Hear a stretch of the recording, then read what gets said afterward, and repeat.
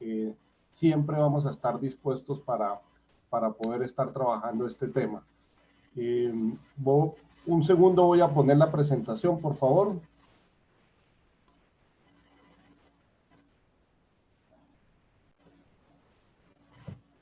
Me confirman, por favor, si la están viendo y si me están escuchando bien. Lo veo y le escucho perfecto, ingeniero. Muy bien. Pues nada, como Freddy en la antesala, digamos, hacía la presentación, eh, para mí pues es un placer de verdad estar acá, poder compartir parte de los conocimientos que he tenido a lo largo de casi 30 años de experiencia, particularmente en el sector de la construcción y en especial en el mundo del concreto. Hoy pues traemos un tema que nos parece interesante, que tiene que ver con el control de calidad del concreto.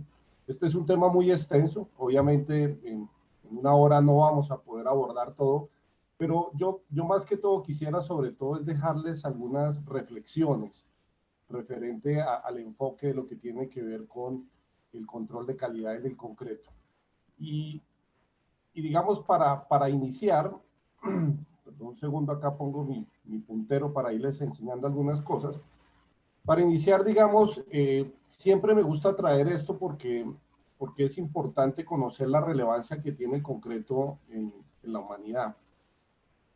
Hoy en día, después del agua, el segundo producto que más consume la humanidad es el concreto. Eso, digamos, ya por sí solo habla de lo importante que es para la humanidad y obviamente para el sector de la construcción. Y esto pues no ha sido en vano, ha sido algo que se ha venido trabajando desde hace muchos siglos, seguramente no con esa concepción de lo que hoy en día conocemos como el concreto, digamos, producido con un cemento Portland puro, con unos agregados procesados, etcétera, etcétera, pero digamos si hay vestigios del concreto desde 100, 200 años antes de Cristo, sobre todo en el Imperio Romano, que fue uno que trabajó mucho. Pero el concreto que hoy en día conocemos, digamos, ha venido evolucionando realmente en los dos últimos siglos.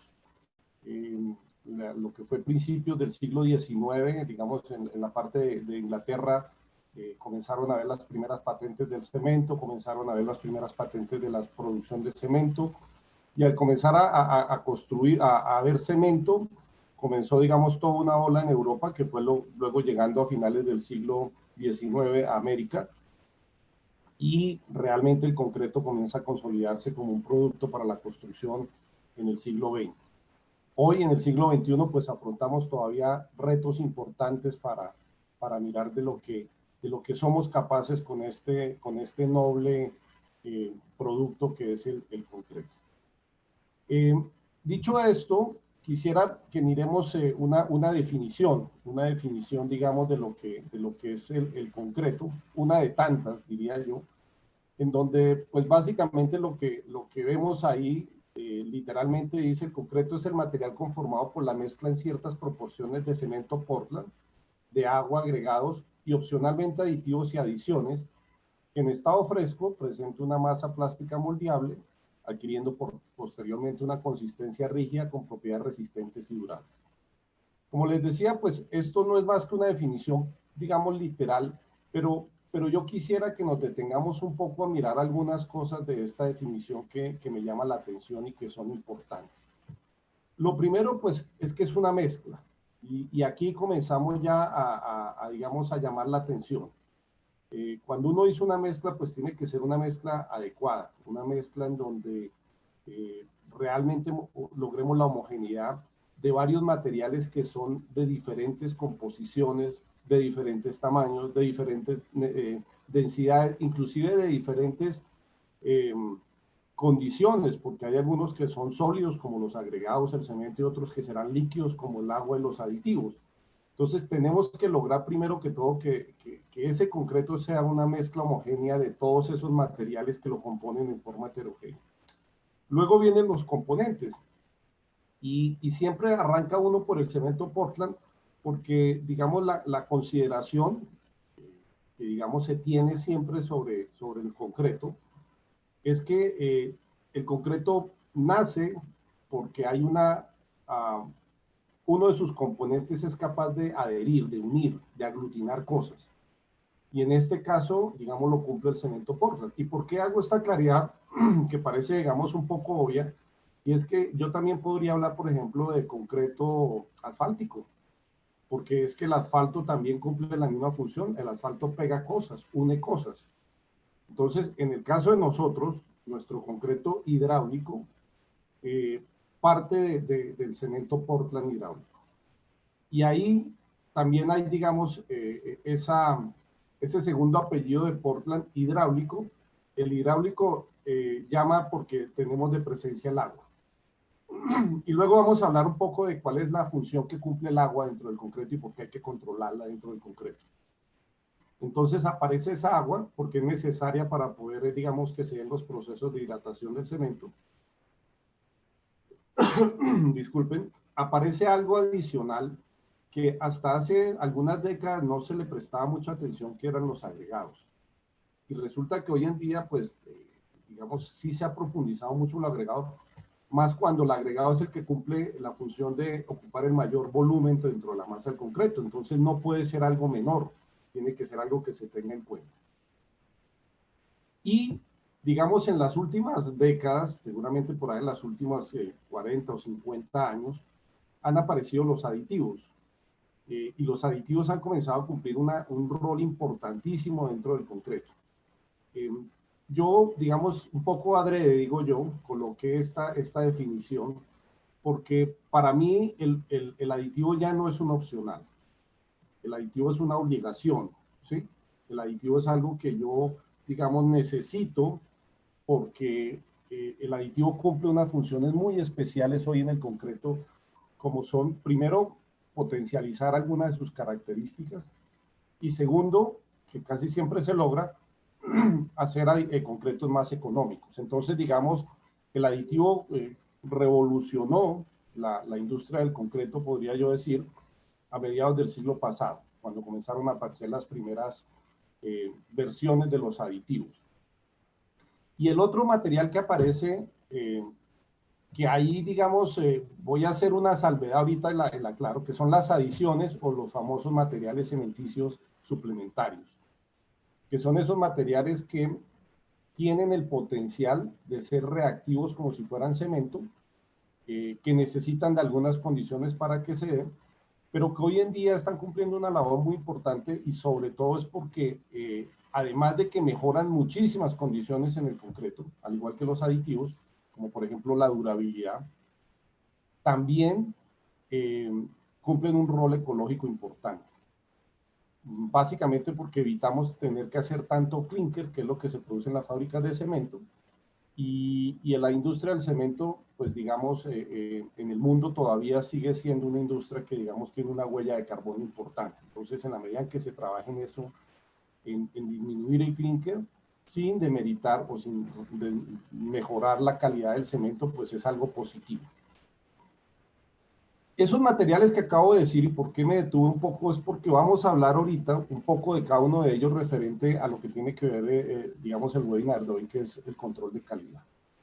Ahora, yo mezclo todo eso y ¿qué obtengo? Tengo una masa plástica, que es una de las características que hace que el concreto sea tal vez por eso el material más usado en la construcción, y es la versatilidad que tiene el concreto, la posibilidad de que yo le pueda dar forma al concreto, que yo lo pueda moldear, lo pueda poner en un encofrado, en una formaleta, y le pueda dar yo la forma, pero para eso necesito que tenga un estado fresco y que ese estado fresco sea plástico. Ahora, la plasticidad tiene que ver mucho con que se mantenga, digamos, esa homogeneidad de todos los materiales que he mezclado, porque algo que tengo que evitar yo es que se me segregue, por ejemplo, que se me separen las partículas, porque entonces ahí estaría haciendo una mezcla, pero no una mezcla homogénea, ni mucho menos plástica. Y luego de que yo lo tengo en ese molde y lo he dejado ya, entonces adquiere esas otras propiedades que lo hacen, que lo caracterizan, como es que adquiere una rigidez, o sea, comienza, digamos, ese concreto a endurecerse y comienza a ganar resistencia y durabilidad, que ese es un tema importantísimo hoy en día. Digamos, también aquí hay, digamos, un llamado de atención. y era que hasta hace algunos años, inclusive, no muchos, y yo lo tengo que decir, cuando yo estaba en la universidad, del concreto uno hablaba y siempre pensaba solo en resistencia a la compresión, o sea, pensábamos que el concreto solo servía para resistir a la compresión. Hoy en día sabemos que una de las cosas importantes es el tema de que el concreto dure, no solo resista, sino dure, que son dos cosas que van de la mano, pero no son lo mismo. Muy bien, y acá hay otra reflexión propia que siempre he sostenido desde que he estado en esta industria, porque digamos, la adopté de un profesor recién comencé a trabajar en la industria del concreto, que decía lo siguiente, él decía, mire, uno puede hacer un buen concreto, o sea, yo puedo hacer un buen concreto con mal cemento, con malos agregados y con mala agua, y puedo hacer un mal concreto con buen cemento, buenos agregados y buena agua. O sea, el tema aquí es, yo puedo tener todo lo mejor y hacer algo mal, o no puedo tener lo mejor y lograr hacer algo bien. ¿En dónde radica el éxito de hacerlo bien? Primero en un buen diseño, pero luego definitivamente en un buen control de calidad. ¿Y en un buen control de calidad de qué? De las materias primas que componen el concreto y también del concreto. Y aquí, digamos, si resalto esto, voy a ponerlo aquí con mi pluma, resalto el tema de las materias primas. ¿Por qué lo resalto? Porque muchas veces nosotros nos concentramos, cuando nos hablan de control de calidad de concreto, nos concentramos en la calidad del concreto, o sea, cuando ya está elaborado. Pero definitivamente, si yo quiero hacer una buena gestión con el concreto, pues algo que voy a tener que hacer es primero garantizar que las materias primas cumplan con las características que yo requería. Ahora, si no cumplen, que va un poco con lo que dice aquí al final de la primera frase, perdón, de la primera parte de la primera frase, es si no cumplen, ¿qué pasa? Pues mire, si el cemento no es el mejor, si el agregado no son los mejores, si el agua no es la mejor, yo igual puedo hacer un buen concreto. ¿Qué necesito yo para poder hacer un buen concreto con esos materiales que pueden que no sean los mejores? Conocerlos. Y la manera de conocerlos es haciéndole control de calidad. Entonces, ahí hay una primera, digamos, llamada de atención que yo hago. Por eso les decía yo al principio, seguramente en este espacio, una hora o algo, no vamos a poder desarrollar todo lo que es el control de calidad del concreto. Pero yo sí quisiera dejar por lo menos algunos mensajes a ustedes para que llamar la atención de algunas cosas que a veces no son usuales. Entonces, lo primero es, nos concentramos mucho en mirar el concreto ya cuando está elaborado. Es más, inclusive, y eso lo vamos a comentar ahora, inclusive ni siquiera lo vemos en estado fresco, nos vamos directamente solamente a dar el control de calidad del concreto en estado endurecido y hacer probetas y fallar esas probetas cilíndricas y entonces si dio el resultado o no dio el resultado, el concreto es bueno o es malo. Ahí, digamos, también creo que radica un error y va en contra inclusive, digamos, de los sistemas de gestión de calidad que hay en el mundo. O sea, el sistema de gestión de calidad uno tiene que asegurar todo el proceso, no solamente el resultado final. Entonces, a veces nosotros nos acostumbramos mucho a que solamente vemos el concreto y pensamos que si dio la probeta está bien, si no dio, está mal. Y eso es parcialmente cierto. ¿Por qué digo parcialmente cierto? Porque yo puedo decir que si dio la probeta está bien. Y sí, puede que el resultado numérico esté bien, pero es posible que esté dejando de optimizar la mezcla. Es posible que esté dejando de aprovechar algunas características que tiene el concreto que podría desarrollar el concreto. Y lo mismo, puede ser que quede mal y resulta que yo hable que el concreto está mal y puede ser que no esté mal. Puede ser que lo único que esté mal es la elaboración de la probeta y todo lo demás esté bien. Entonces, tenemos que ir acostumbrándonos a ver el control de calidad como un proceso integral, no como algo en el producto final, sino como la suma de los controles de todos los procesos.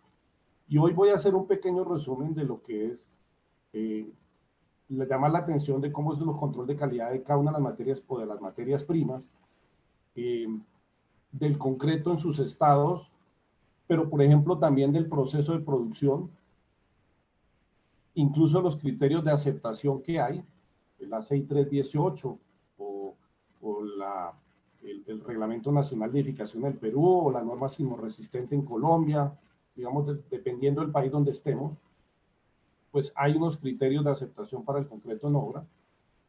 Y quisiera ya rematar al final hablándoles un poquito sobre y qué pasa cuando el concreto no dio. Ya cuando el concreto está colocado en la estructura y no dio, ¿qué hacer con ese concreto? ¿Cómo evaluar? Entonces, vamos para adelante. Entonces, arranco por el cemento. Entonces, en el cemento, digamos, tenemos que comenzar ya a mirar que casi todos nuestros países hoy en día trabajamos con 3 normas diferentes de cemento.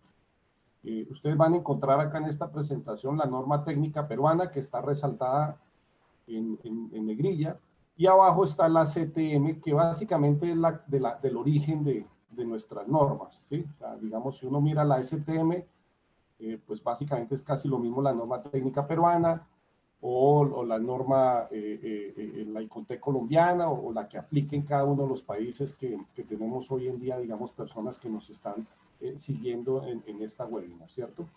Entonces, lo primero es identificar el cemento, porque es que también comenzamos a decir que el cemento es cemento y resulta que el cemento se volvió un genérico cuando ya no es un genérico.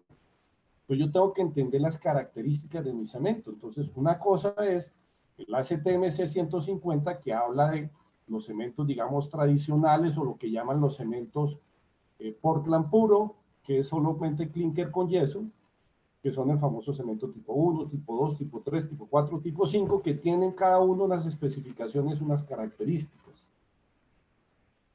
Entonces, tengo yo que ubicarme qué cemento es el que yo estoy teniendo. O tengo un cemento que corresponde a la STM 595, que son los cementos adicionados, o sea, los cementos que ya son clinker yeso más la suma de un material cementicio suplementario. ¿Cuáles? Pusolana naturales, escorias de alto horno, fly ash, silica fuel, filler, cualquiera de esos que son materiales cementicios suplementarios, entendiendo cementicios suplementarios materiales que tienen potencial reactivo, o sea, que reaccionan similar al clinker, pero, digamos, por eso hablo similar, en una forma, digamos, diferente en su forma de reaccionar. Y entonces ahí tenemos, digamos, el 1P, el 1S, el EPH, o sea, todos esos cementos que corresponden a los cementos adicionales. Y aquí quiero, digamos, hacer una separación con la última norma, que es la ASTM 1157. ¿Por qué? Porque si ustedes se dan cuenta, estas 2 primeras normas, o estas 2 primeras clasificaciones de los cementos, corresponden a normas que son de tipo prescriptivas, es decir, se basan en temas numéricos de ensayo, físicos y químicos. Muy de lo que es la tendencia, o de lo que ha sido, porque ya viene cambiando la tendencia americana. O sea, las normas americanas siempre han sido muy numéricas, o sea, es tal cosa no se puede pasar de tal número, o el máximo es este, o el mínimo es aquel. Así funcionan, digamos, muchas de las normas americanas. Ahora, aparece la norma STM 1157, que ya habla de cementos, todos los cementos, pero cuando digo todos es que aquí puede caber estos que están aquí atrás, e incluso otros que no necesariamente estén por aquí.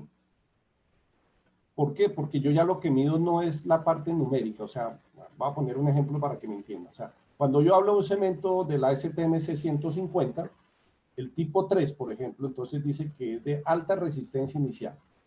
Y entonces, para yo obtener alta resistencia inicial, él me dice, mire, no sé, la resistencia un día mínimo tiene que ser 100 kilogramos por centímetro cuadrado medido en cubos de cemento.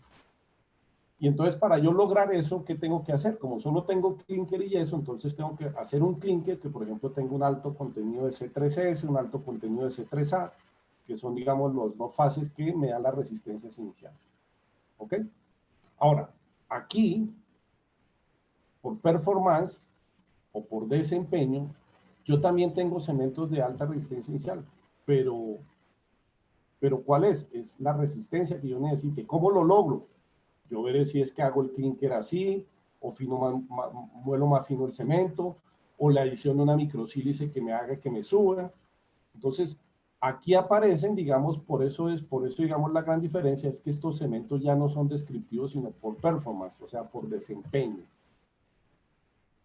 Entonces, comienza, digamos, a ver. Entonces, aquí es muy importante que yo defina qué cemento voy a trabajar. Porque entonces cuando yo tenga definido, y esa definición, ¿cómo se puede hacer? De varias maneras.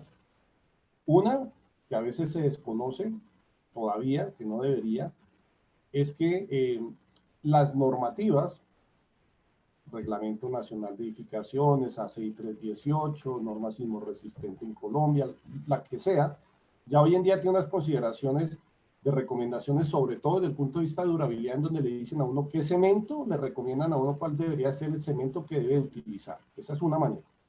O la otra es la que el proveedor local me despache, o la que tenga él. Porque, no sé, yo estoy en Arequipa, ¿sí? Y entonces a mí me encantaría, por ejemplo, que me dieran un cemento tipo 3, pero pues a mí lo que me dan acá es una HES, una CHEN, igual es este, que sí, entonces está bien, o sea, es un cemento para altas resistencias iniciales, ¿cierto? High early, resistencias iniciales altas, pero entonces yo ¿qué tengo que hacer? Entonces yo tengo que hacerle control de calidad a ese cemento. Ahora, hacer control de calidad de cemento no necesariamente es hacer lo que la fábrica tiene que hacer, pero sí debería yo hacer unos seguimientos al cemento para garantizar de que lo que me están prohibiendo cumple con lo que ellos me ofrecieron y cumple con la norma ASTM 1157 o ASTM 595 o ASTM 150. Entonces, aquí dejo la primera reflexión. ¿Cuántos de ustedes que producen concreto o cuántos de ustedes que mezclan en obra sus concretos hacen control de calidad del cemento? Esa es una primera, digamos, reflexión que dejo referente a materias primas. Luego vienen los agregados. Entonces, yo ya había hecho, digamos, una reflexión sobre los agregados porque había dicho, cuidado porque los agregados hasta hace unos años no, digamos, no se le prestaba mucha atención. Hoy en día sí. ¿Y por qué? Porque se ha encontrado obviamente que algo que ocupa entre el 60 y el 75%, o sea, entre las 2/3 a las 3/4 partes del volumen del concreto, pues obviamente que cumple una función importante. Y ya no solo de relleno como antes pensábamos que era. Cumple otra función, ahorita lo vamos a ver, inclusive le imprime algunas características al concreto dependiendo del estado, si es fresco o estado endurecido. Entonces, esos agregados que es digamos, el material granular que utilizamos para ocupar ese volumen, pues bueno, hay de diferentes procedencias, o sea, tenemos clasificaciones que hablan de los agregados por procedencias mineralógicas o por procedencias geológicas, tenemos agregados que se hablan por procedencias, digamos, desde el punto de vista si es natural o si es un procesamiento artificial, tenemos por tamaños, ¿cierto? Entonces aparecen los agregados finos, los agregados gruesos. Eh, tenemos por densidades, porque tenemos agregados que son de peso normal, agregados, como dice acá, ligeros o livianos, agregados densos. O sea, tenemos un sinnúmero de diferentes agregados, diferentes formas. ¿Sí? O sea, aquí, por ejemplo, estamos viendo, este es el agregado fino, este es el agregado grueso, pero miren, el agregado grueso, por ejemplo, este es como de forma redondeada, este es de forma angular, este seguramente es un canto rodado, este es un proceso de una trituración o de un chancado de las rocas. Entonces, como hay esa gran variedad, yo tengo que hacerle control de calidad a los agregados. Agregado no puede volverse bueno, llegó el agregado y ya, pues ahí está la piedra o ahí está la arena, y bueno, sí, ese es el que es, ¿no? Porque los agregados, como cumplen más funciones que solo ocupar volumen, por ejemplo, aquí sí influencia en la trabajabilidad del concreto en estado fresco. Entonces, a mí, por ejemplo, ahí que me interesa saber la distribución granulométrica, el tamaño máximo, la forma, la textura, ¿sí? Resistencia mecánica. Tengo que medir el desgaste del agregado, la dureza del agregado, porque le va a ayudar al concreto.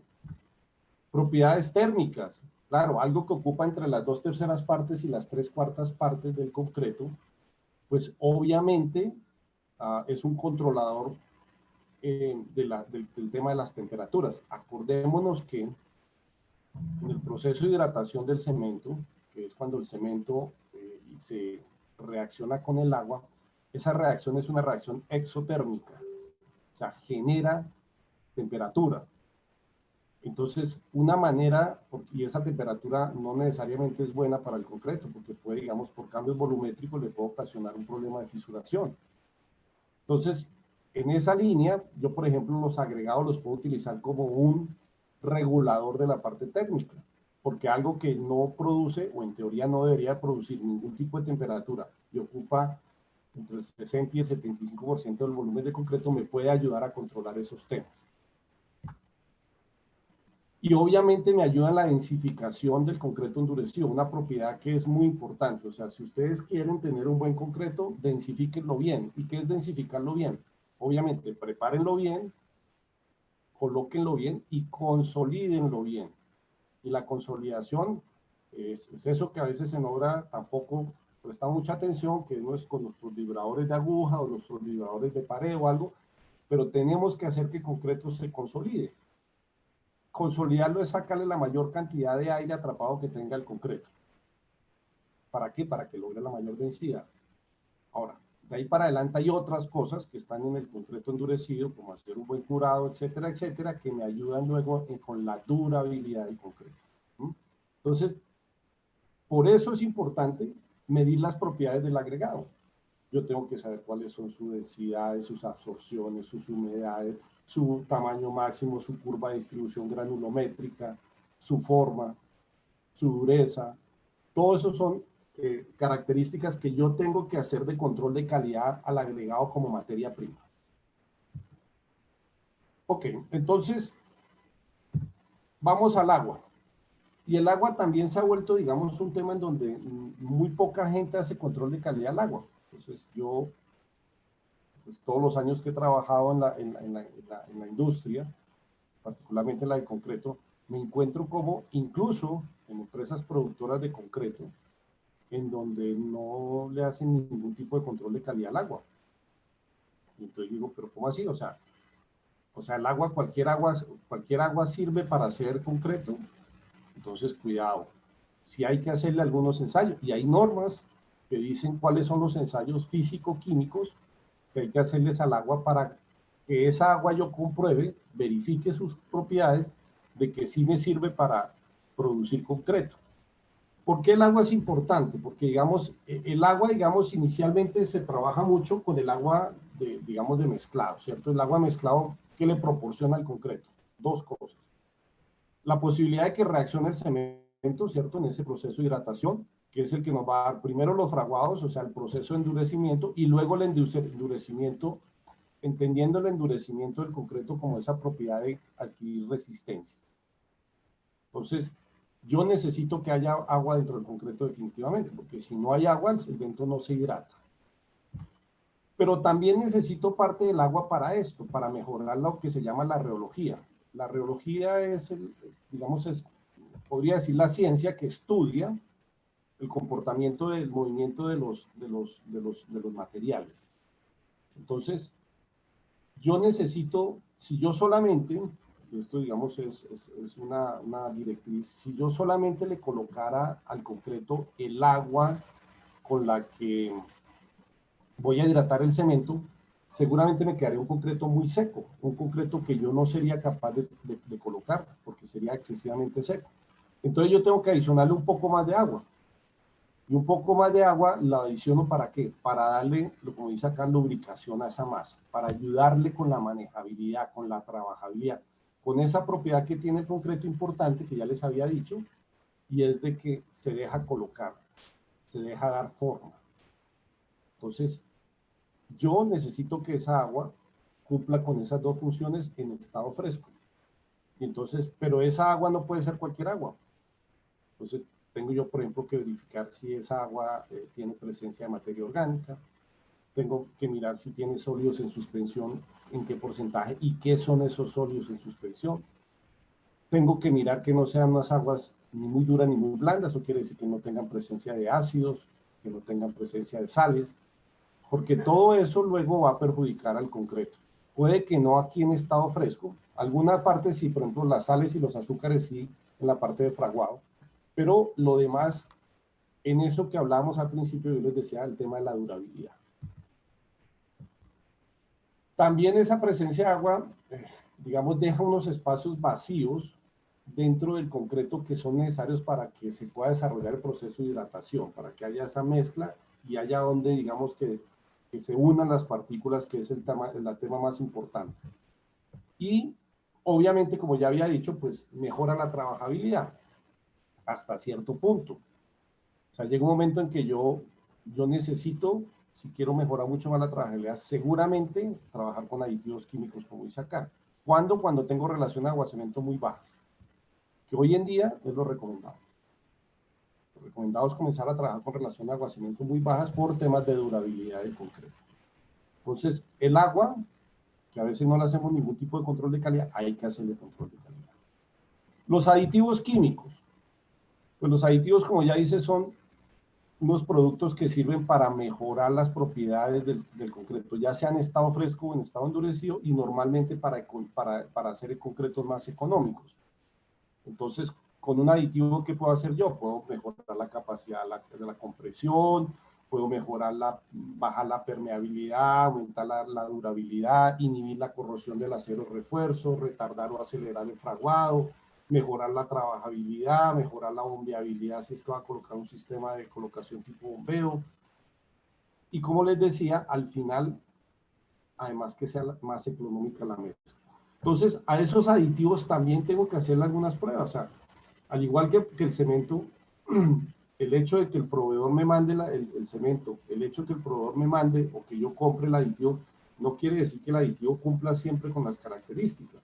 Entonces, hay algunos controles de calidad básicos, mínimos, que yo debería hacerle al aditivo para garantizar que el aditivo luego sí va a cumplir con estas funciones que me están diciendo que va a cumplir.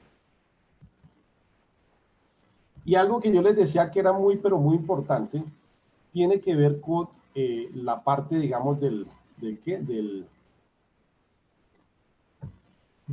proceso de producción. Y entonces aquí, por ejemplo, y me llama también la atención después de tantos años, todavía yo voy a empresas productoras de concreto y les digo, oiga, ustedes cumplen con la STMC 94, y me miran con cara rara, me dicen, ¿de qué me está hablando? Bueno, pues esa es la norma que especifica cómo se debe hacer un concreto premezclado.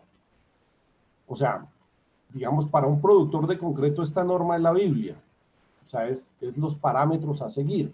Entonces, aquí des en cuenta, mire, ya pasé de materias primas, yo les decía, o sea, tengo que asegurarme el control de calidad de las materias primas primero, luego tengo que asegurar el proceso de producción. ¿Y cómo lo aseguro? Pues esta es una herramienta, la norma STMS 94, que, digamos, me da las reglas de juego de cómo debe tratarse el concreto fabricado y entregado en una planta productora de concreto. Y además también las reglas de juego entre la relación entre el proveedor y el cliente. Y ese, por ejemplo, es un tema importante. Aquí no tengo tiempo de explicarlo, yo podría dar toda una clase digamos, de lo que es el ASTM 94, pero, por ejemplo, hay cosas como, desde el principio se debe saber quién va a poner el diseño a la mezcla, porque una cosa es cuando lo da el comprador y otra cosa es cuando lo coloca el proveedor. Y desde el punto de vista, digamos, contractual es diferente en la relación. Y también, por ejemplo, especifica esta norma, por ejemplo, los requisitos que deben de llegar a la obra con el concreto, o sea, cuáles son los documentos, esos documentos, qué información debe llegar, y habla sobre las materias primas, habla sobre la planta de concreto, habla sobre los controles de calidad del concreto, tanto en estado fresco como en estado endurecido. Entonces, digamos, esta es una norma muy importante que, digamos, rige para poder normalizar, por eso dice especificación normalizada para concreto premezclado. Entonces, esta asegura el proceso. Ahora tenemos luego que dentro del proceso yo ya aseguré las materias primas, aseguré cómo es mi proceso de producción y ahora tengo que verificar lo que voy produciendo. Y entonces tengo que ver el concreto en dos fases, en estado fresco y en estado endurecido. Entonces, en estado fresco tendré que medir algunas propiedades del estado fresco. Acá hay algunas, la trabajabilidad, la consistencia, la segregación, que era importantísimo, esa capacidad que tenga el concreto de no separarse las partículas por peso o tamaño. La exudación, que es esa propiedad tan importante que yo les decía ahorita que uno cuando mezcla el concreto, cuando estamos hablando del agua, yo les decía, ojo, porque el agua cumple dos funciones en estado fresco: la hidratación del cemento y la manejabilidad. Pero esta agua que yo le pongo para manejabilidad es un agua que luego va a salir de concreto, porque ya no la necesito, ya tengo acá suficiente para hidratar. Esa salida de agua es eso que se conoce como exudación. Y la exudación es algo que yo tengo que conocer y controlar. Y aquí, por ejemplo, yo a veces pregunto y digo, bueno, ¿y cuál es la rata de exudación que tiene su concreto? La gente queda mirando. Oye, ¿usted sabe cuál es la tasa de evaporación del medio ambiente? Y queda mirando. Si yo no controlo esas dos cosas, lo que me puede ocasionar es que se me dé una fisuración en el concreto en las primeras horas del colocado. Entonces, son propiedades que a veces no medimos. Y aquí usualmente faltan, obviamente por eso digo yo, esto es simplemente un gráfico, pero casi siempre terminamos solamente midiendo la trabajabilidad con el cono de Adams, ¿sí? Y además que se volvió el criterio de aceptación para el concreto. Criterio que cada vez se está revaluando más porque es un ensayo que es manipulable, un ensayo que yo tengo muchas variables que puedo manipular y que también ya sabemos que para algunos tipos de concreto ya tampoco sirve. Cuando yo tengo concretos muy secos o muy fluidos, el cono de Abraham ya no sirve, entonces tengo que implementar otro tipo de sistemas de control de calidad dependiendo del tipo de concreto y solo hablando de la trabajabilidad.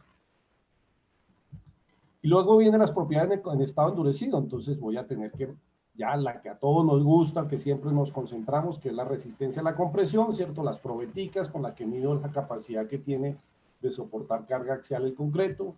Está la de la flexión, una que, por ejemplo, tampoco se utiliza mucho. Entonces, a mí todavía me sorprende cómo, sobre todo constructores e incluso diseñadores, especifican concretos para pavimentos o para pisos industriales con resistencia a la compresión, cuando esos elementos no van a trabajar a la compresión, van a trabajar a la flexión. Entonces yo debería de medir esa capacidad que tiene el concreto para trabajar a la flexión. ¿Y cómo se mide? Se mide haciendo módulo de rotura. Y el módulo de rotura no se mide con probetas cilíndricas, se mide con viguetas. Entonces, dependiendo del tipo de concreto y el uso, yo también tengo que mirar cuál es el sistema de control de calidad que tengo que hacer al concreto para, por ejemplo, esa resistencia. Lo mismo puede ser para la tensión. Casi nunca se especifica la tensión, pero hay veces que yo necesito verificar esa capacidad de tensión. Entonces, está el ensayo de tracción indirecta o el ensayo brasilero que existe para poder medir esa característica. ¿Cuánto lo hacemos? ¿Cuánto sabemos que existe? Esos son los llamados de atención referente al control de calidad. Y el módulo de elasticidad, que es importantísimo, que es esa capacidad que tiene el concreto de formarse ante una carga impuesta. Y ahí ojo, porque hay algunos concretos que se especifican por el módulo de elasticidad. Y una cosa que es importantísima, que a veces la gente desconoce, es cuando yo cambio la resistencia a la compresión, mi módulo de elasticidad cambia. Entonces hay que tener cuidado, porque eso debería, por ejemplo, de saberlo el ingeniero estructural o el calculista. Entonces, a veces digo, no, que es que yo ya fui capaz de hacer un concreto de 350 kilogramos de metro cuadrado, de 500 kilogramos de metro cuadrado, perfecto, o sea, lo elaboró. Ya, y el diseñador sabe que el módulo de rotura es diferente, él ya lo involucró en su diseño de estructura, y ese es un dato que yo, en control de calidad, lo debería de tener, porque el diseñador no lo sabe. Él puede asumir y puede tener más tablas, pero al final eso es una propiedad única que cambia de concreto en concreto. Entonces, estas son propiedades que yo debería medir en control de calidad. Ahora, viene el criterio de aceptación, el análisis estadístico. Ya, hice el control de calidad de materias primas, de mi proceso de producción, de mi concreto en estado fresco, en estado endurecido, y entregué un concreto a una obra. Y aquí comienzan, digamos, las eternas discusiones cuando uno está en la industria del concreto, porque lo llaman a uno y le dicen, oiga, no, hay que demoler toda la losa. ¿Qué pasó? No, porque es que una probeta no dio la resistencia. ¿Y dónde dice que yo tengo que demoler una losa porque una probeta no dio la resistencia? Entonces la gente desconoce esto, que son los criterios de aceptación, que están en el Reglamento Nacional de Edificaciones, en el ACI, en el código sismo resistente, en todos los códigos está para el concreto. Y entonces Aquí solo va a ver uno de los dos, voy a ver uno de los dos, que es cuando la resistencia del concreto es menor a 350 kilogramos centímetro cuadrado. Hay otro criterio, de hecho la estadística es diferente cuando es mayor a 350 en algunos factores. ¿Y qué dice?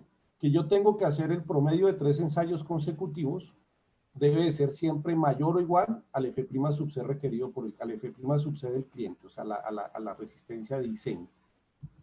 Eso básicamente se mide con esta fórmula, en donde el F' sub C requerido, que es el que yo como proveedor tengo que producir, debe ser igual al F' sub C, a la resistencia que me pidió el cliente, más 1.34 veces la desviación estándar. Y para yo lograr que esto sea siempre, o sea, el promedio de 3 ensayos consecutivos sea mayor a la resistencia que me solicitaron, pues básicamente lo que me está diciendo es que la expectativa de falla en estos 3 ensayos consecutivos es 1 en cada 11. Entonces, yo me podría, por ejemplo, pero es que ahí es donde a veces el desconocimiento hace que sea no muy buena la discusión, digo yo. En el ejemplo que acabo de decir, no sé, colocamos 1000 metros cúbicos de concreto y tomamos 50 muestras de concreto y una probeta dio mal y entonces quieren demoler todo. Yo podría decir, no, porque es que una entre 500 no es una entre 11, si son los ensayos consecutivos. Y si son individuales, me permite inclusive que ningún ensayo esté por debajo de 35 kilogramos centímetro cuadrado, que eso es esta fórmula, F' sub C requerido menos F' sub C, igual a F' sub C menos 35 más 2.33 veces la desviación estándar. Que eso se traduce en que en ensayos consecutivos yo puedo tener una falla en 500. Y ahorita les decía que alguien me podría estar peleando en una en 100 y alguien me podría estar peleando en 500. Entonces, estas cosas hay que conocerlas. Y esto es estadística. Esto corresponde, cuando uno hace la explicación de esta parte, pues básicamente a la campana de Gauss, a la distribución normal que tiene la estadística. Y tiene, digamos, una forma de interpretar y una forma de calcular. Y ahí es donde a veces yo, digamos, difiero muchas veces con algunos profesionales, en donde, por ejemplo, y ahorita vamos a hablar qué pasa cuando el concreto no da, en donde lo primero que dicen es que hay que demoler. Bueno, yo, digamos, siempre he estado en la industria del concreto. Una de mis especialidades, y he trabajado mucho en los últimos 20 años sobre todo, es en la parte de patologías y rehabilitación de estructura de concreto. Y hasta ahora, por lo menos de mi parte, nunca ha salido un dictamen diciendo que demuelan algo. Siempre he encontrado una manera de recuperar una estructura de concreto. Porque arrancamos de que lo primero, y esto digamos, me voy adelantando a lo que vamos a hablar ahorita, lo primero que se hace siempre es pedir que se extraigan diamantinas o núcleos al concreto. Y yo siempre recomiendo que sea lo último. Porque es que es como si usted va donde el médico y le dice que le está doliendo un dedo, y entonces el médico le dice, pues, quitémosle el dedo para que no le vuelva a doler, o sea, demolámoslo.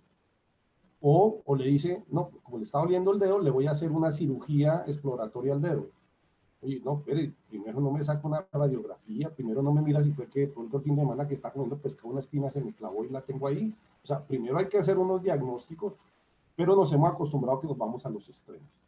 Y eso ha nacido, y lo digo porque pues, yo dicto clases en varias universidades y dicto programas de capacitación en algunas otras instituciones, como en el caso de TEI, y a veces no tengo la discusión, tengo la conversación con los alumnos, en donde el alumno dice, no, pero es que si el concreto no dio, pues que el proveedor pague lo que tenga que pagar.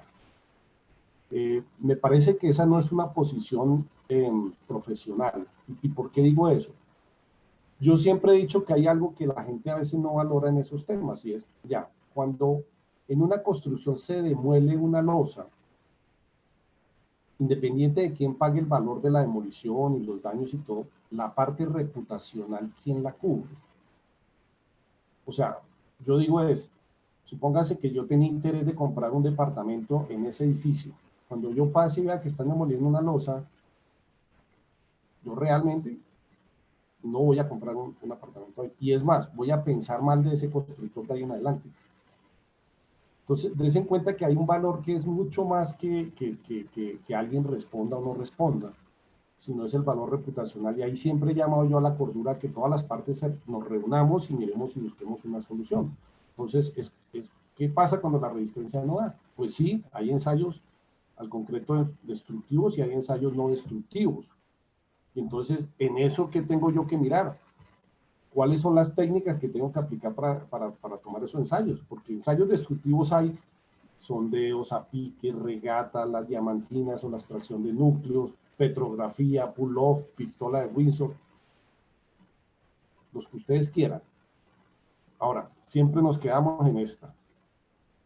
¿Sí? O sea, todo el mundo pide que saquen diamantinas y extraigan núcleos. Bueno, es respetable, pero tengo yo mi diferencia respecto a eso. Y en los no destructivos tenemos un grupo más grande. El ultrasonido, el esclerómetro, el structural stand optical, maduración del concreto, prueba de carbonatación, medición de temperatura, humedad, potencial eléctrico, hasta la topografía es importante como un ensayo no destructivo a veces para medir algunas propiedades de concreto, por ejemplo, la deflexión. Ahora, también hay que tener cuidado, porque, por ejemplo, el esclerómetro se ha vuelto un instrumento, para mi gusto, peligroso en las obras. El esclerómetro ahora resulta que uno entra a esas páginas de internet que traen cosas de China y entonces se la traen a uno por 500 soles, se lo venden a uno en Lima, un esclerómetro. Y ya, no pasa nada del costo. El problema es que como se volvió asequible, entonces ahora uno llega a la obra y encuentra a todos los ingenieros con un esclerómetro debajo del hombro. Y entonces comienzan también esas aplicaciones que no son muy adecuadas, en donde, primero, no saben hacer el ensayo, ni siquiera conocen la norma. Pero además de eso van y le dan un golpe de rebote a una columna y van y dicen 35, y van y leen una tabla que trae el esclerómetro y dice 35, esto es 280, no, ese concreto está bueno. Desconocen que esa tabla ni siquiera es hecha con concreto, esa tabla es un parámetro de calibración que viene con un yunque de un material metálico con el que se calibra el equipo. Entonces esa gráfica no corresponde ni siquiera al concreto. Tampoco se hace con un solo golpe. Hay todo un proceso de cómo se hace el ensayo y unos cuidados que hay que hacer con ese ensayo. Entonces, al final lo de menos es que valga menos. Al final lo importante es que se sepa hacer. Y, por ejemplo, hay gente que desconoce esto, y esto es basado en 3 normas que permiten, y es que uno puede hacer lo que se llama el SONRED, que es, digamos, la correlación entre el esclerómetro y el ultrasonido, y con unas pocas pruebas de diamantinas o extracción de núcleos, y mejorar el grado de certeza referente a los ensayos no destructivos, ahí sí sobre la predicción de la resistencia al concreto, porque esa es otra cosa que se desconoce. Por ejemplo, el esclerómetro solo no sirve para dar resistencia al concreto. Se utiliza para otras cosas, pero no para la resistencia al concreto. El ultrasonido lo mismo, sirve para otras cosas, pero no directamente para la resistencia al concreto. Correlacionado sí lo puedo hacer para hacer resistencia al concreto, pero tengo que buscar esos factores de correlación que me den la certeza de que lo que yo voy a decir sí se acepta. Entonces, esto es un llamado a que también hay que tener cuidado cuando el concreto no funciona en obra. Y hoy en día, por ejemplo, ya aparece, y un poco ya para ir terminando, digamos, mi presentación, pues la tecnología de punta para inspección de estructuras. Entonces, hoy en día trabajamos con inteligencia artificial acompañada de robótica. Yo, y aquí me perdona Teddy, pero pues hago una pequeña propaganda. Yo represento, digamos, a la firma europea más importante que tiene estas tecnologías. Lo represento en todo Sudamérica.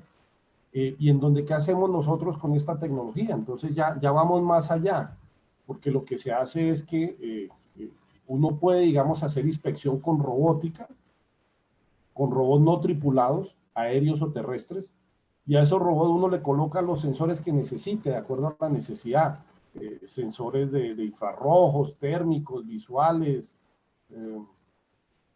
lo que uno quiera, y con eso, ¿qué hace uno? Uno levanta una cantidad de data, información, y a través de lo que se llaman algoritmos básicos, como la lógica difusa, los algoritmos genéticos, la red de neuronas o el deep learning, produce inteligencia artificial con esos datos. Y entonces esa inteligencia artificial, ¿qué me permite? Me permite ya no solo hacer un diagnóstico de cómo está la estructura, sino además me permite, que es lo más importante, hacer modelos de predicción de fallas. O sea, ya no solo mirar que la estructura tiene problemas y decir cómo la tiene, sino que además me permite hacer unos modelos que luego me permita anticiparme a las fallas. Entonces, eso es lo que hoy en día se utiliza, digamos, en la parte de diagnósticos en el mundo. Es la, digamos, la última tecnología. Y miremos aquí, ya digamos, para terminar, llamémoslo así, eh, que estos robots, acaban de ver el robot caminando, ¿sí? Mira, ahí está caminando en una tubería, una central de una infraestructura hidráulica. Entonces, esto le permite a uno levantar grandes cantidades de información, primero con mucha seguridad, porque no tengo que meter una persona ahí. Imagínense meter, estas son tuberías de kilómetros, de diámetros de 80 centímetros. ¿Quién hace una inspección en esa tubería? Entonces, el robot va solo, levanta toda la información y también sirve para temas verticales y lo puedo hacer con drones para otro tipo de estructura. O sea, yo lo puedo acomodar la robótica a lo que yo necesite, le pongo la información que quiera y con eso, por ejemplo, levanto estos modelos de predicción, modelos en 3D. Esto es lo que hoy en día se utiliza si uno quiere hacer inspección, obviamente, de grandes obras de infraestructura.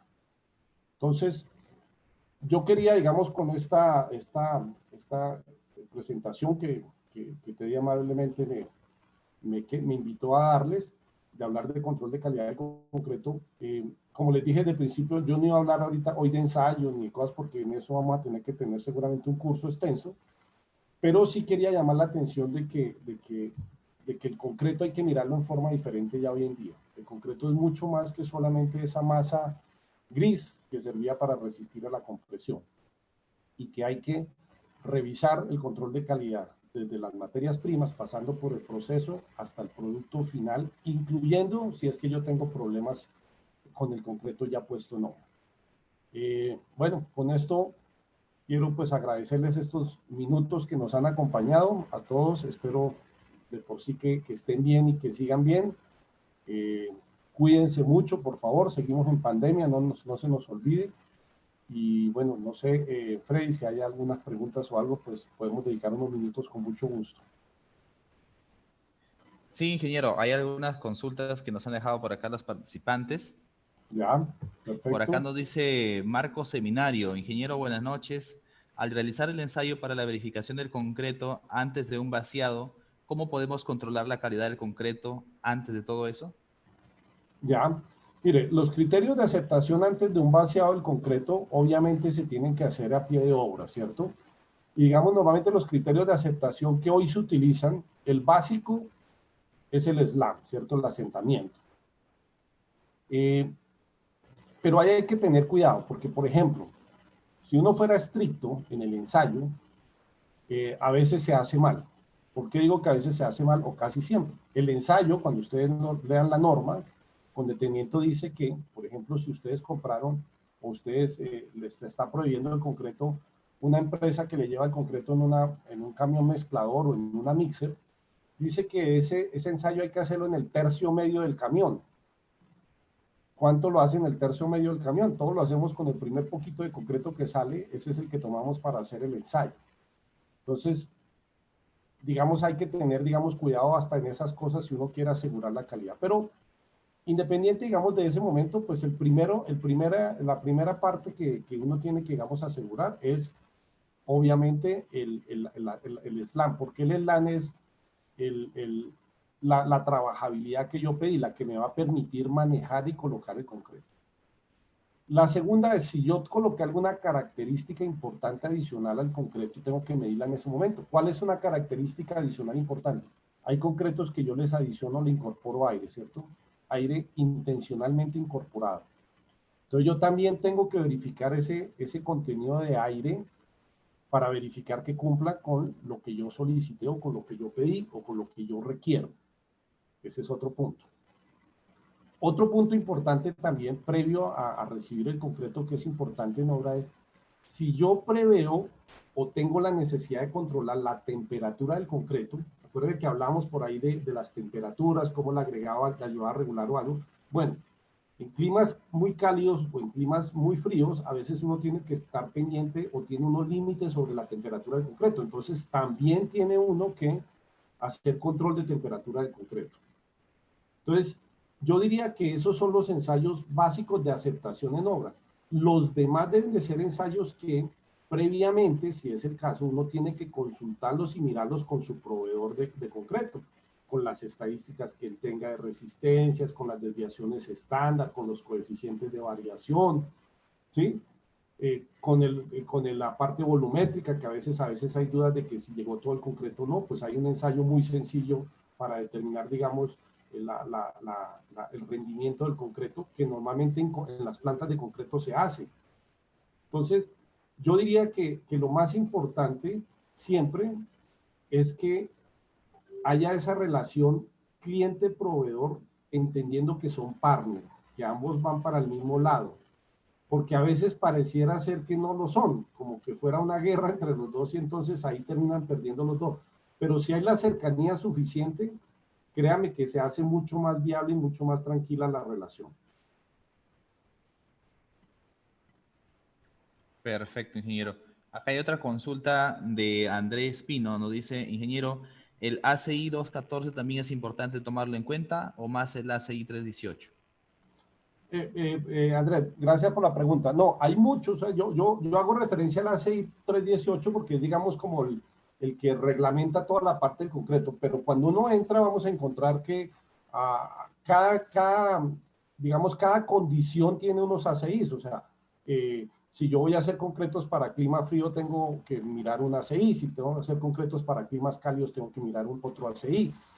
Si tengo concretos con fluideces altas, hoy en día lo que llaman, digamos, los concretos de tisotropía modificada o los concretos fluidos por desempeño, tengo otros ACI. O sea, yo, digamos, hice referencia hoy porque hoy hablé, digamos, del concreto normal general.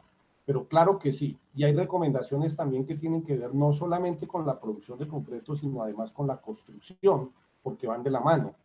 Entonces, sí, yo le contestaría a Andrés que hay muchas más normas que obviamente tiene uno que revisar. Yo hice, digamos, referencia a la 318, que es como, digamos, la norma madre en donde se desprenden muchas cosas y en donde están los criterios de diseño, de materiales y cosas de esas, pero sí son muchas más normas las que hay que revisar, totalmente de acuerdo. Correcto. Esta vez la consulta la hace Ricardo.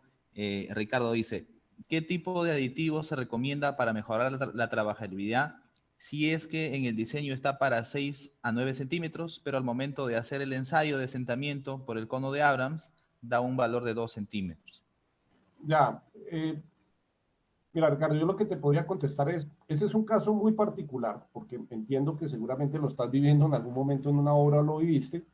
Yo diría que eso tiene que ver con los diseños de mezclas. Y ahí hay muchas condiciones que obviamente yo no hablé hoy porque mi tiempo no me da, pero hay condiciones, por ejemplo, cosas sencillas que uno tiene que hacer en planta con los agregados. Por ejemplo, el control de humedades es un tema importante, porque el control de humedades uno tiene que hacer el diseño de mezclas teórico, correcciones por humedades y por absorción. Cuando uno la hace, entonces es posible que se quede corto de agua o se pase de agua. Y en la norma STMC 94 que vimos de la parte de producción, por ejemplo, yo tengo que garantizar los sistemas de medición de las cosas. Y con los aditivos sí que hay que tener cuidado, porque los aditivos son pequeñas cantidades que si yo no las controlo bien, pues simple y llanamente lo que me va a pasar es que si me sobredosifico tengo problema, y si no le echo lo suficiente también tengo problemas. O sea, eso tiene un punto óptimo. No es que si le echo más, funcionó mejor. Ahora, habría que mirar qué está pasando, o sea, por qué un concreto que estaba diseñado para 6 a 9 está dando 2. Algo pasó en el diseño o, como dice Ricardo, seguramente el aditivo no está funcionando. Los aditivos tienen una ventaja y una desventaja. Los aditivos son muy buenos como ventaja, ya las vimos, pero también hay que tener cuidado con los aditivos porque los aditivos funcionan normalmente sobre lo que llaman las fases del cemento, del clinker. Y entonces no todos los cementos son iguales, no todas las condiciones ambientales son iguales. Y ese, por ejemplo, es un tema delicado.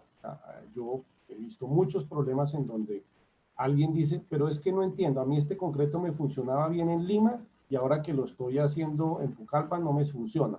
Bueno, pero es que en Pucallpa yo no sé si el cemento es el mismo, lo que sí estoy seguro es que los agregados no son los mismos, lo que estoy totalmente seguro es que las condiciones ambientales no son las mismas, y entonces uno tiene que ajustar cada aditivo para cada diseño de mezcla en cada sitio. Entonces, yo lo que le podría recomendar a Ricardo es acérquese a las casas productoras de aditivos que revisen el caso particular de lo que le está sucediendo, porque algo no está funcionando bien en ese aditivo, y yo, digamos, sería irresponsable ahorita de decirte, no, mire, es que utilicen el aditivo tal de tal casa de aditivo. No, no sé, o sea, de por sí que nunca me gusta especificar aditivos con el nombre de la casa. Me gusta especificar aditivos es con el principio químico con el que funciona. Correcto, ingeniero. Por acá también nos dice Jenner Bryan, nos hace una consulta. Buenas noches, ingeniero. ¿Cómo podemos hacer el control del concreto en un vaciado de cimentación si ahora lo traen ya mezclado? No entiendo muy bien, o sea, si lo traen mezclado, pues los mismos que dije yo ahora, o sea, independiente que lo traiga mezclado antes de colocarlo en la cimentación, tendrá que revisar el slant, tendrá que, sobre todo si es una cimentación masiva, con mayor razón hay que revisar, por ejemplo, el tema de temperatura, porque la temperatura en un concreto masivo es algo que yo tengo que controlar.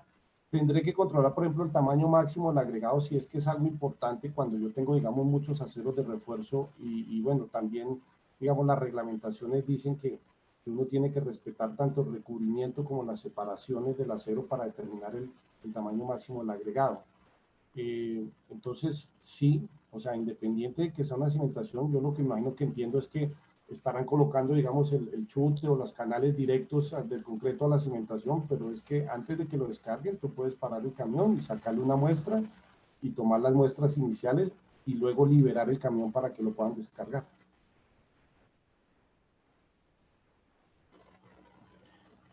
Correcto. Por acá también nos dice una consulta Boris, dice, ingeniero, ¿en qué afecta el uso de puzolanas, bagazo de caña de azúcar, en ensayos a compresión, flexión y trabajabilidad? Uy, Boris, una pregunta, excelente pregunta. No había pensado en eso, Freddy, pero creo que podemos hacer un curso completo sobre adiciones. O sea, lo que le quiero decir a Boris es una respuesta muy compleja. Las adiciones es todo un mundo como el cemento. Entonces, hay que revisar, porque digamos, las puzolanas naturales tienen unos comportamientos, por ejemplo, muy interesantes para temas de control de temperaturas, para temas de durabilidad, para temas, por ejemplo, de mitigación de reacción de los álcalis con los agregados potencialmente reactivos a los álcalis del cemento. Pero también, digamos, por ejemplo, las puzolanas, en la medida que yo incremente usualmente, también hacen que las resistencias sean más, ojo, no más bajas, más lentas en alcanzar. Entonces ya no las alcanzo a los 28 días, sino seguramente a mayor tiempo.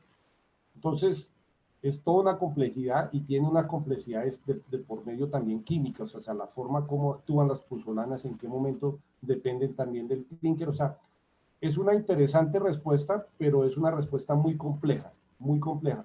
Yo lo que digo, y eso lo sostengo, digamos, es que en general, y lo dije al principio de la presentación de hoy, en general las adiciones, lo que conocemos como adiciones, las puzolanas o las escorias o el fly ash o la microsílice, mejoran características del concreto. Muchísimas, entre las cuales la principal tal vez es sobre todo la durabilidad. Correcto. Carlos Caballa pregunta, ¿cuál estudio es el indicado para verificar la calidad del concreto de una cimentación existente sin dañar la vivienda del cliente? Ya, digamos de una estructura existente, pues son los ensayos no destructivos que vimos. Los ensayos no destructivos hay que revisar bien porque, digamos, no todos se pueden aplicar, digamos, bien. Por ejemplo, el ultrasonido, la idea del ultrasonido es que yo siempre atraviese la masa del concreto. O sea, en un lado tengo el emisor, el otro el receptor y en la mitad tengo el concreto. Pero a veces es imposible por la ubicación del concreto que yo lo pueda hacer. Ahora, lo puedo hacer en forma indirecta. Lo puedo hacer en un lado, en una cara y en otra, o lo puedo hacer inclusive sobre la misma cara en el mismo sitio, pero tengo que tener cuidado con esas técnicas. Entonces, va a depender de cuál sea, cómo esté el elemento y cuál sea la forma del elemento para ver la facilidad. El esclerómetro es mucho más versátil, pero tiene el problema que es que el esclerómetro mide su uniformidad y básicamente uniformidad de la superficie, ni siquiera del volumen concreto del completo. Y lo otro es, si quiero ver el acero de refuerzo también, si tengo la posibilidad, ahí ustedes vieron, me va a devolver un minuto si quieren, el Structure Scan Optical es un equipo que digamos, trabaja con base en unas ondas magnéticas que lo que producen es un rebote.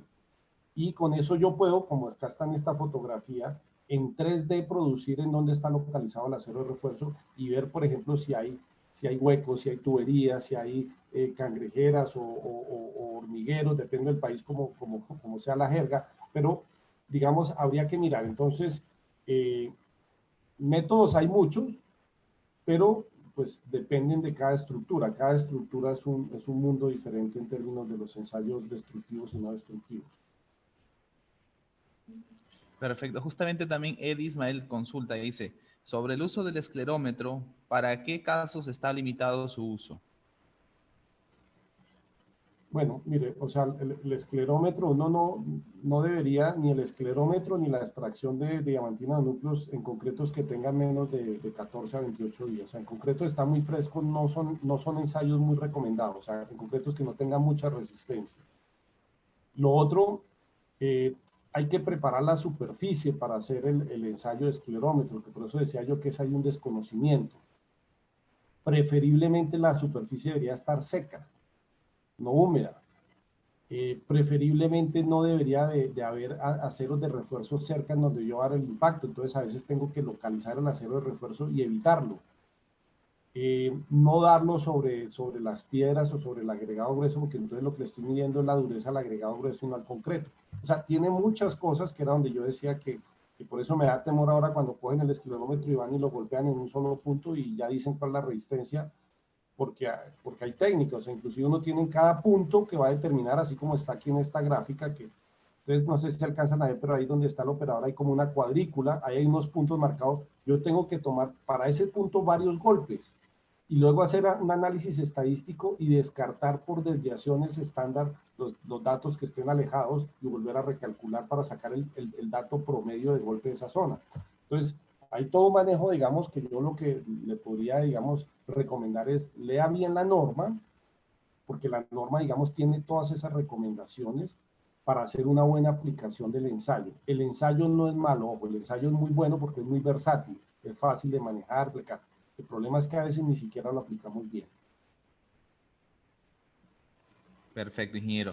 Acá Aníbal Bendezú pregunta, ingeniero, buenas noches. Una consulta. ¿Cuándo se debería, bueno, cuando se realizan vaciados masivos de grandes cantidades de volumen de concreto, qué consideraciones se deben tomar en cuenta? Perdón, ¿me la puedes repetir? Cuando se Sí, vacían de grandes cantidades.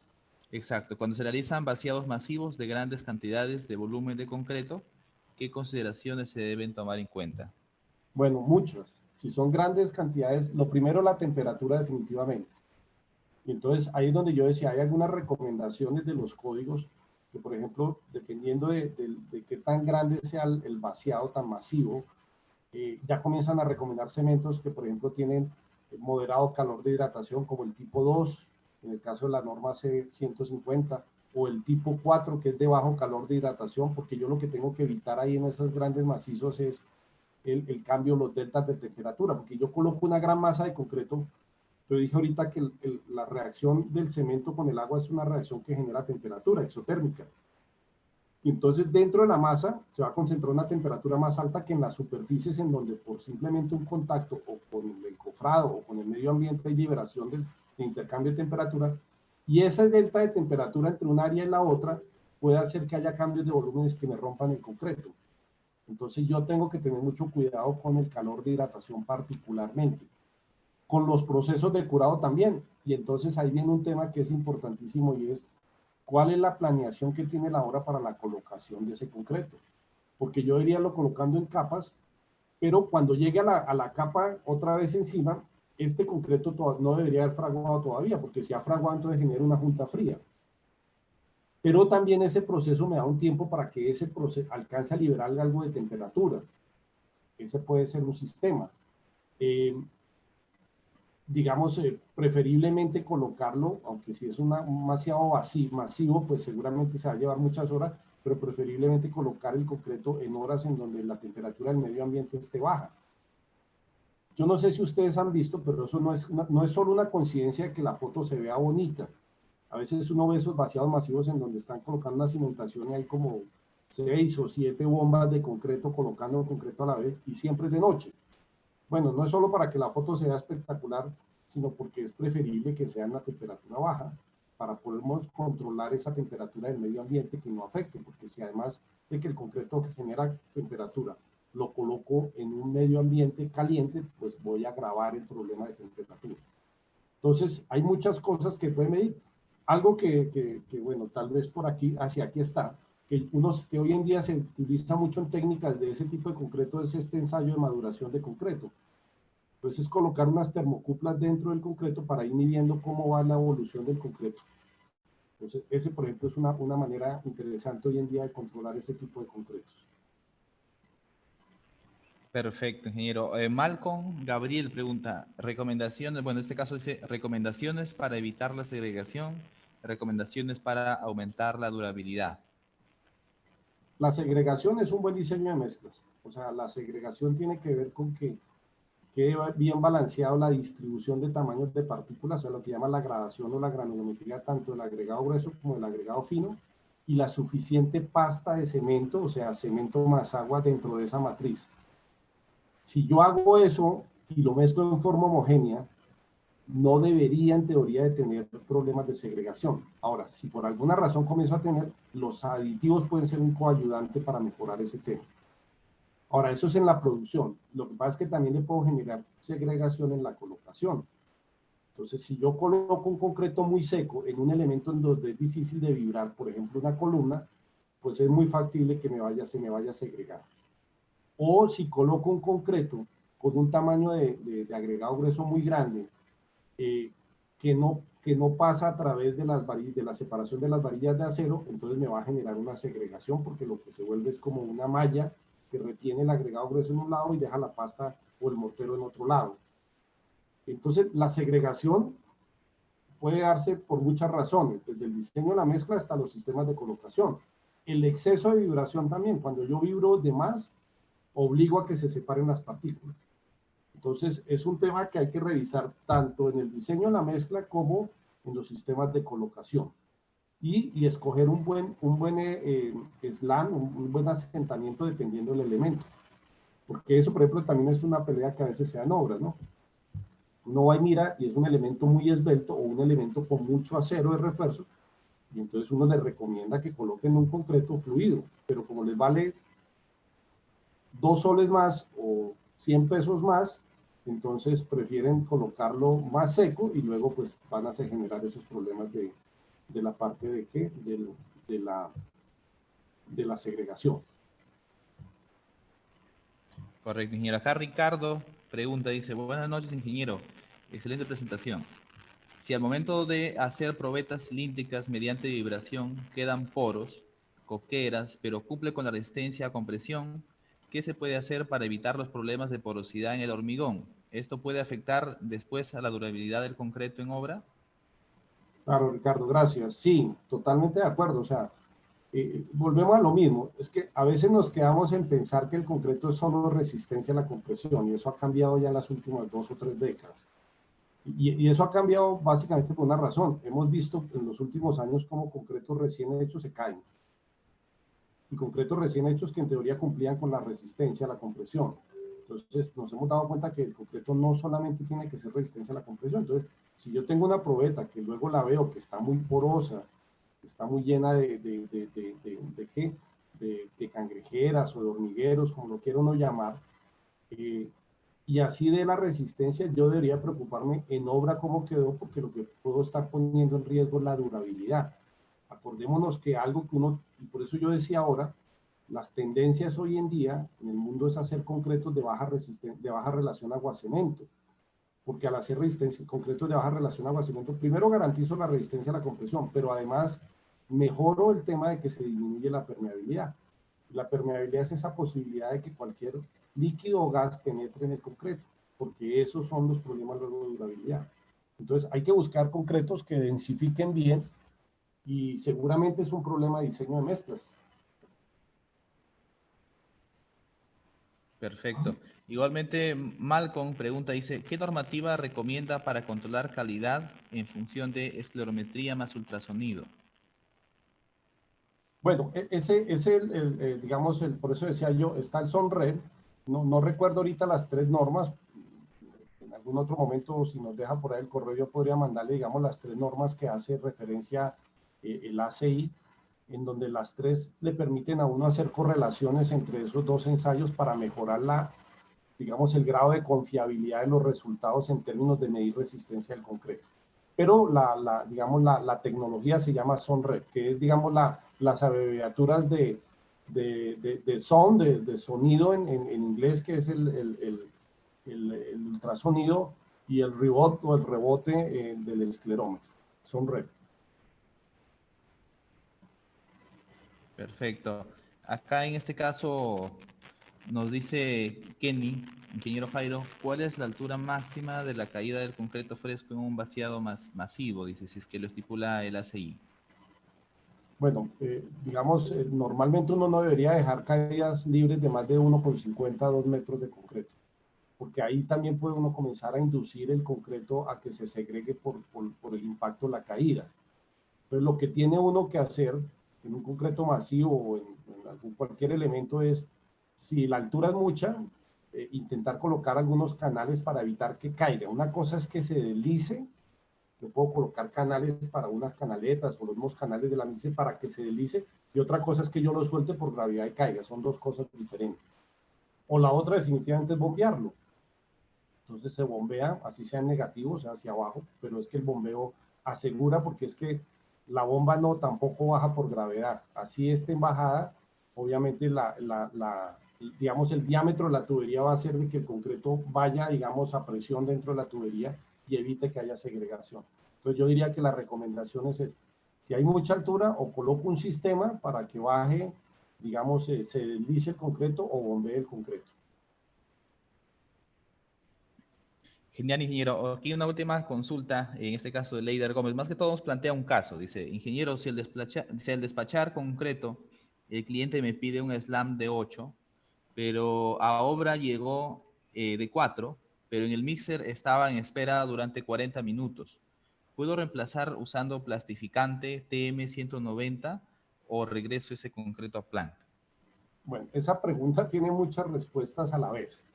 A ver, lo primero es, como dice él, si a mí me pidieron un concreto de 8, no es que sea 8 en la planta, es 8 en la obra. Eso, digamos, es la primera claridad. Ahora, si por alguna razón yo lo saqué 8 y llegó a 4, hay que entender qué pasó, porque algo está sucediendo en el diseño de la mezcla. Ahora, si ese fue que llegó a 8 y luego bajó a 4 porque duró 40 minutos esperando o una hora, pues ahí normalmente, y entonces en la norma, la SPMC 94, habla de esas tolerancias de tiempo. Entonces, lo más importante yo siempre recomiendo es pónganse de acuerdo con su proveedor cliente cuáles son esas tolerancias que vamos a manejar.